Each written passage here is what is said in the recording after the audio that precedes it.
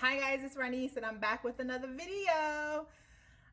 Just in case you're new to my channel, my name is Ranice. I am going for VSG, the gastric sleeve surgery, on October 21st of 2020, so 14 days from now. With that being said, I just started my pre-op diet today.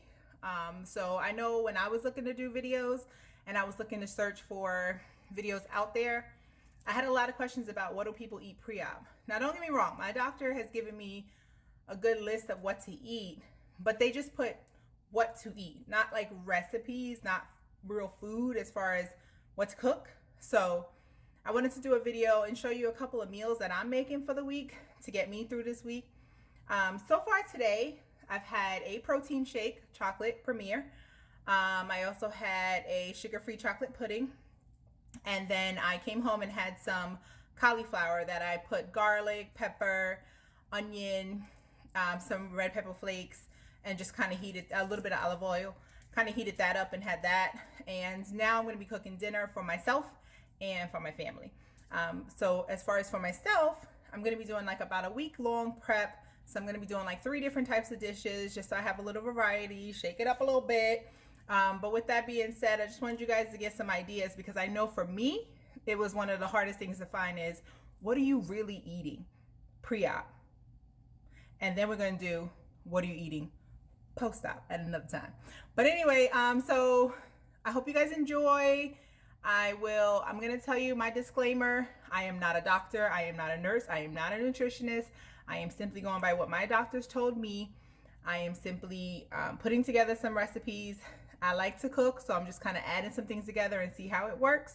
Second disclaimer, number 2, I do not measure anything. You know the little thing that says the ancestors will tell you? They just tell me. I don't measure anything.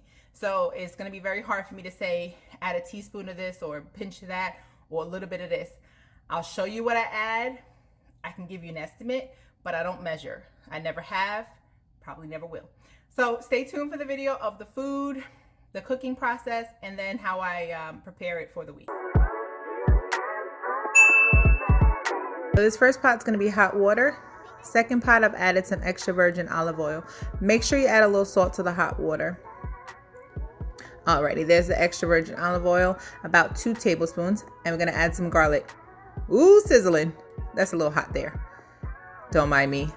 I'm going to go ahead and turn down this heat a little bit. Next, we're going to add onion. I have sweet onion and green onion. About a cup of sweet onion, about a half a cup of green scallion. Alrighty, so our next set of ingredients is going to be the bok choy.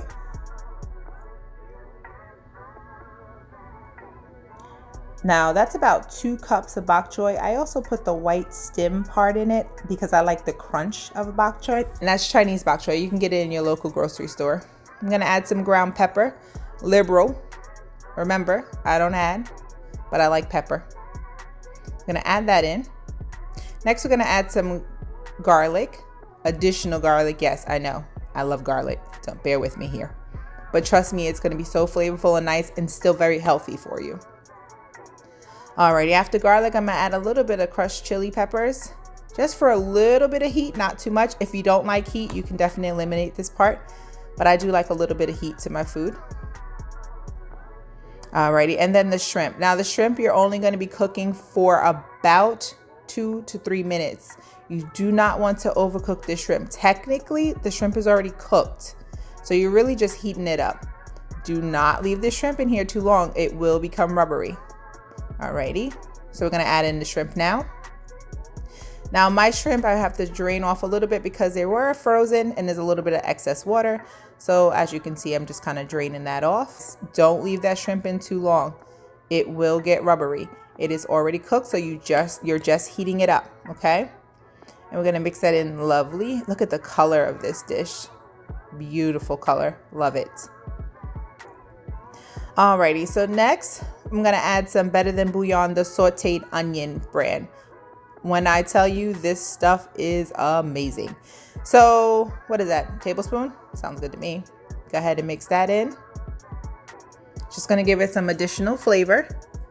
Now remember, we're staying pre-op, so we can't add anything as far as fat goes and sugar goes, but we still want flavor. in our food. At least I do. I don't like when people eat healthy food and it just tastes like cardboard. That's not the move. Now that's my zoodles I'm adding to the other pot. I do not have a spiraler. Bear with me, okay? I use the cheese grater. Those zoodles only need to stay in there about 3 minutes. Just getting them warm again, that's it. Notice the shrimp is done. Take it off the heat. Don't let it overcook, guys. Alrighty, we're gonna focus on these zoodles. Unfortunately, I didn't like the way I particularly made these zoodles. I typically take my time and cut them into long strands. I was being a little bit lazy this day, so that's why they're smaller. But what you can do is either get yourself a spiraler or simply cut them with long strands or use the cheese grater, whichever is easiest for you. And this particular day, I was cooking 4 different meals, so I just did a quick and easy cheese grater and done, okay? I'm now gonna get a bowl and a strainer to get ready to take them out because again, they do not need to be long in this pot. You will overcook these zoodles and they will get mushy. 2 to 3 minutes and out. Okay, this is a very quick meal. You can cook this whole meal within 7 minutes. As you notice, I didn't speed up this video at all. 7 minutes, this meal is done. Got it, guys? So we're gonna go ahead and start straining the zoodles. I'm gonna strain the water off because they do get very moist. Once you get it strained, you're gonna go ahead and take out the shrimp and just spoon it over the zoodles itself. I like to do about 1, maybe 2 heaping spoons. Gives you about 4 to 6 ounces of shrimp in this one serving. And there you have it, guys. There's your dinner for the day, or it can be lunch, whichever you choose.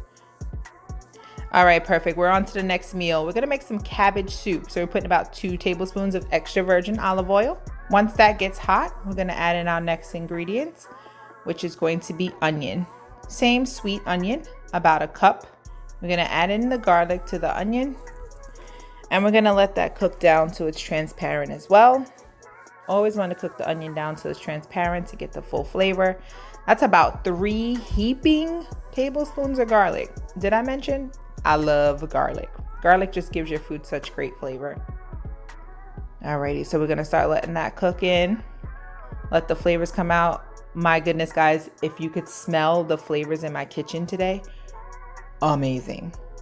I'm just letting this onion cook down until it gets transparent so I get the full flavor of the onion. Okay, so next we're gonna add in some, Lord, I forgot the name. We're gonna mix in the celery. Don't mind me, I'm crazy.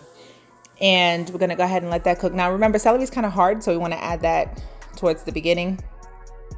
I then took 1 head of cabbage. It was a pretty medium to large size cabbage. I'm only going to use half of this. The soup is only for myself. My kids might try it, so I don't want to make too much because I'm not sure yet how it's going to freeze if I don't eat it all. So go ahead and mix around those flavors. Get that celery mixed in with all that great onion, garlic, and cabbage. We're going to mix that all together. Now it's time for some whole peeled tomatoes. And this can is the bigger can, 16 ounces. So I'm not going to use the entire can. I probably used about 6 of the whole tomatoes, but I do want the juice from the can. I do want the stew that it's in. So I'm going to make sure I get some of that in there. I'm just breaking up the tomatoes a little bit because I don't think it would be good to have those big chunks of tomatoes in my mouth at one time. So just breaking that up a little bit there. But I love tomatoes, so the rest that I did not use, I'm going to be using in another dish. We're going to add some vegetable broth. I'm going to add this entire thing of vegetable broth. This is what's going to make our soup consistency. So you're going to go ahead and add that to the pot. Remember, the entire thing.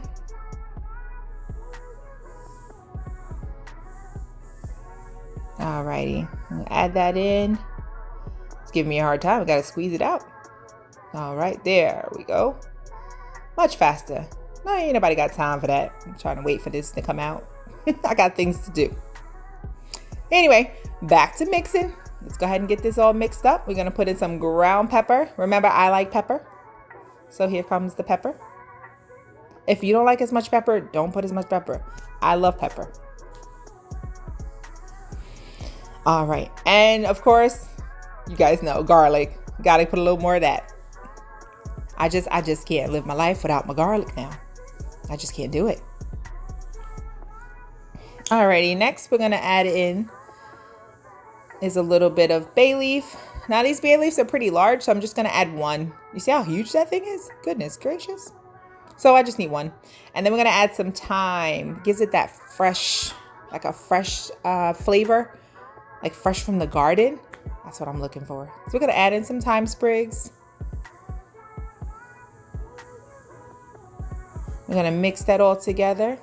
Remember, I still got that celery in there cooking down because, again, celery is a little bit hard, but I like to have a little crunch in my meals. I don't like things to be mushy. So pretty much everything I cook has to have an offset of like a crunch, hence the reason for the celery. So I'm gonna go ahead and get that mixed in. Try to get everything smothered in that vegetable broth. All right, my favorite, better than bouillon, sauteed onion. Here we go. Tablespoon of that. And then I'm gonna toss another one at you. This one is better than bouillon, chicken flavor. This one is pretty awesome too. Tastes really good, especially if you're doing the liquid diet. Mix this in with a cup of hot water, super good. So this is the roasted chicken base. I'm gonna go ahead and put another tablespoon of that as well. Again, season your food. It can be seasoned and still be healthy. Add some seasoning. It's a lot easier to eat pre-op and to eat healthy when you've got some flavor. Just a little bit of salt, not much. Let's get that all mixed up.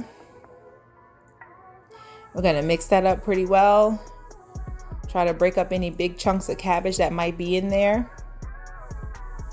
Man, this is smelling amazing. Oh, I can't wait to eat this. Smells so awesome. Now remember, you can add meat to this. I personally didn't add meat because I like to change it up. Sometimes I add chicken, sometimes I add turkey, sometimes I add shrimp. It just depends on what meat I'm feeling. We're gonna finish it off with some cilantro. Again, just for that fresh garden flavor. Now, if you're one of those people that feel like cilantro is nasty, because I know it's like a half and half split when it comes to cilantro. Some of us think it's amazing. Some of us think it tastes like soap. Don't add it. It's okay. It's not going to change the flavor that much. I personally like cilantro. I like the fresh flavor that it gives. So that's why I added it to my soup. Now, once we have that all added, we're going to turn this fire down to a low, either like a low or 1 or 2 notches right above low. Not too high. We want this to go slow, guys. Once we get it on low to medium, we're gonna go ahead and cover it. Leave it for about 10 minutes and it'll be done. Now here's the outcome of the celery cabbage soup. Look how good that looks. Oh my goodness. Cannot wait to have a bowl of this. It's so hearty and it doesn't even have vegetable meat in it, and it's super hearty. This you can eat unlimited. It is veggie only, so you can eat unlimited. Now if you're going to add in any meat, make sure it's lean meat and don't go over your suggested amount per your doctor, okay? But when I tell you this soup is amazing, it smells amazing, it tastes amazing, it is amazing. Enjoy, guys. Now this one is a bigger portion, so I would have this as a full meal. If I didn't want to have the full meal, I wanted to add a little more, I wanted to add protein to it, I would do a smaller one and then just add like a piece of chicken breast, like a half of a chicken breast. This is some more of the shrimp, and I have my other containers already in the fridge. I was just showing you guys some leftovers of the containers that I had. So this is just 2 quick meal options. I always have chicken breast baking. That way, if I want to add chicken breast to anything, this or a salad or something of that nature, I can just add chicken breast. But for the most part, this is just a quick meal prep for this Sunday. As you can see, I have more soup here, some shrimp here, and then I've got some in the fridge too. So I'm pretty much set for the week. And then on top of this, I'll also do my Premier protein shakes. I'd also do my popsicles, my sugar-free popsicles, my sugar-free pudding. Oh, and I got these today. These are just some sample packs, but they're Ghost Chips Ahoy whey protein. So I got the Chips Ahoy one, Nutter Butter, This one is fruity cereal milk, and this one is peanut butter cereal milk. So this is just, I just wanted to try samples of them before I actually purchase the big one because I'm not sure how I'm going to like them yet. So this is just samples. And again, these actually have 25 grams of protein in them, and not too bad on the sugars or the carbs. So they definitely meet the requirements that my doctor gave me. So I'm going to try them before I buy a big tub. We'll see how that goes. I'll let you guys know in another video. I have been in this kitchen for a couple hours cooking for you guys and for myself, obviously. But if you guys like the video, seriously, go ahead and like and subscribe down low. Let me know some other suggestions that you might want. Also, oh, in the soup back there, over there, yeah. You can also put ground turkey. As long as it's lean ground turkey, you can put that too.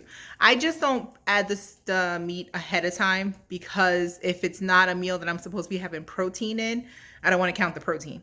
So I don't add the meat ahead of time. I just cook it on the side and add it then. All right, guys, please like and subscribe the video. Let me know what you think. Any suggestions, I'll gladly take them. But that's it. I love you, boo.